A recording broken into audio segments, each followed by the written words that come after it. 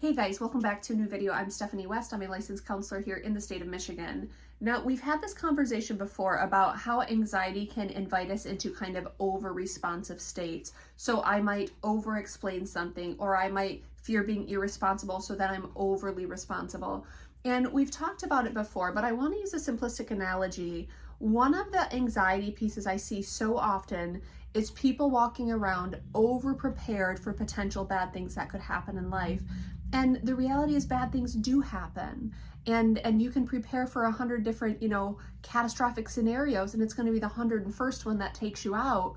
Over preparedness is a depletion of our resources. It's a depletion of our energy, which is an anxiety inducing situation. So we want to talk through that today.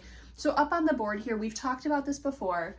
The fear of being underprepared. So, something's going to come my way and I'm not going to know how to handle it, or I'm not going to have the resources to handle it. So that's the fear that drives us, that instead of being prepared, we respond by being over-prepared. We respond by trying to think of every possible solution to every possible catastrophic scenario that can come our way. Now, again, that's a very taxing space to live in. So I want to give the example of a vehicle. If you've ever purchased a vehicle, whether new to you or it was new, it comes with some standard kind of backup equipment, one of which is a spare tire. Often people will also have like jumper cables in their car, and sometimes they'll have like different fluids for if they have to put in some oil, or if they need to put in some windshield wiper fluid. Those are pretty normal things for people to have in their vehicle. But imagine if I operated on the assumption that, okay, but other things could go wrong with my vehicle. Well, that's absolutely true. Other things could go wrong with your vehicle. So then that fear takes us to, okay, well, I should be prepared for everything.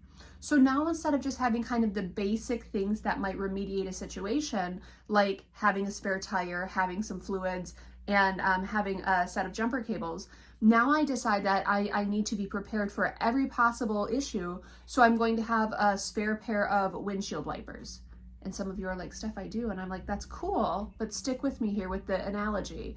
Then you decide, you know what? I need some extra serpentine belts, and I need to make sure I have extra brakes in my trunk, and I have to make sure that I have a spare engine and it's hauled around with me everywhere, because if something goes wrong with my engine, something goes wrong with my motor, I don't want to be stranded, so I should take that along too.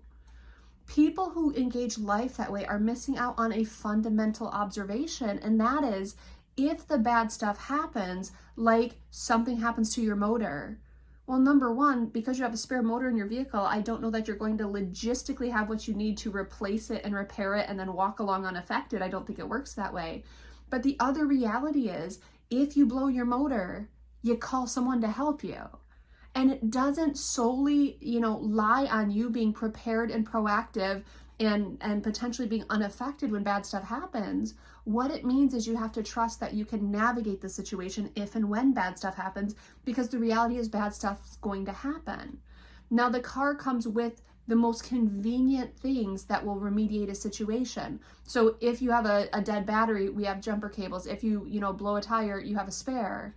But outside of that, you figure out, who do I call? What do I need to coordinate a solution? You don't walk around with every potential issue at the ready to be fixed by carrying around spare motors and spare belts and spare brakes and spare wipers. You just don't do that. That's an over preparedness.